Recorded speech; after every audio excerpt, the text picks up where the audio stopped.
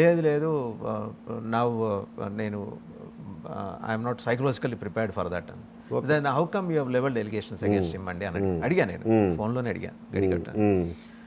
లేదా I was asked by the party, అది చెప్పాను కదా, I was asked by the party. So as it ఈస్గా అయితే నేను ఒక 6 నెలల వరకు నేను రాను అన్నారు. ఓకే. సో మరి అంటే వాళ్ళు ఏమన్నా పిలిస్తే వచ్చి ఆర్గనైజ్ చేస్తారు. ఇప్పుడు రెండండి, నేను ఈ అమరావతి దగ్గర మీరు ఎలాగో రాజకీయాల్లోకి వచ్చేసారు కాబట్టి గవర్నమెంట్ ఒక డెసిషన్ తీసుకుంది. నిన్న కూడా మున్సిపల్ మినిస్టర్ గారు మాట్లాడారు. ఇంకొక 44,000 ఎకరాలు, ఆల్రెడీ 54,000 ఏకర్స్, ఈ 44 కలపండి 98 లక్ష ఎకరాలు అవసరం అండి రాజధానికి.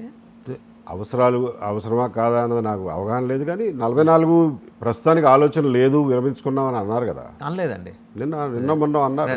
నిన్న ఆయన ఈరోజు మార్నింగ్ కూడా థరోగా చెక్ చేసాం. ఆయన అనేది ఏంటంటే భవిష్యత్ అవసరాల కోసం ఈ ప్రతిపాదన చేస్తున్న రైతులు ఉవ్విళ్ళు ఊరుతున్నారట ఏది ఇద్దామని ల్యాండ్ పూలింగ్ కింద.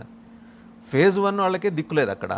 ఫేజ్ 1లోనే చాలామందికి ఇంకా జస్టిస్ జరగలేదు. మధ్యలో జగన్మోహన్ రెడ్డి గారి పరిపాలనలో మొత్తం క్లమ్జీగా అయిపోయింది.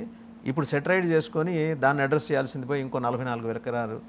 రాజధాని నగరం నడిబొడ్డులో 5,000 ఎకరాల్లో ఎవరైనా ఎయిర్పోర్ట్ ప్రతిపాదిస్తారా? International airport already there is an international airport Gannavaram.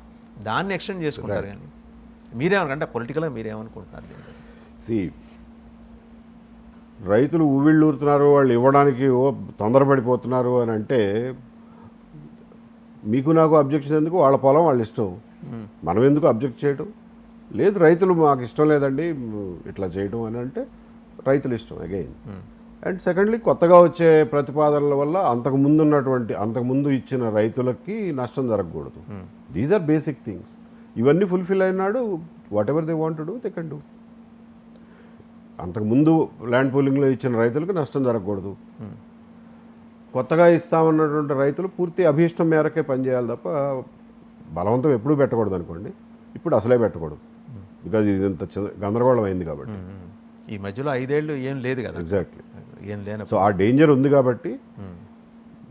And రైతులకు కూడా రియలిస్టిక్గా చెప్పాలి ఎప్పటి వరకు ఏం చేస్తారు అనేది. రియలిస్టిక్గా చెప్పినప్పుడే వాళ్ళు they will be able to make up their mind, ఇవ్వాలా వద్దా అనేది. ఇంకా అంటే వాళ్ళతోటి ఏమన్నా రైతులతోటి మీరు కూర్చొని మాట్లాడటం అంటే, మీరు అన్నారు కదా ఇప్పుడే మొదలెట్టాను జర్నీ, ఫస్ట్ ఆ బాధితులతో మాట్లాడి. ఆల్రెడీ జగన్మోహన్ రెడ్డి బాధితుల్లో ఎక్కువ మంది స్టేక్ హోల్డర్స్ వీళ్ళే, రైతులే, అమరావతి రైతులే. మరి వాళ్ళు ఎదురు చూస్తున్నారు అంటే ఇలాంటి ఒక వాయిస్ మాకు తోడు రావాలని. నేను నా లిస్ట్లో అది కూడా ఉంది కాబట్టి వన్ ఆఫ్టర్ అనదర్ దాన్ని కూడా టచ్ చేస్తాను ఖచ్చితంగా. ఇంకొకటండి, అంటే మీరు రాజకీయంగా ఈ టర్న్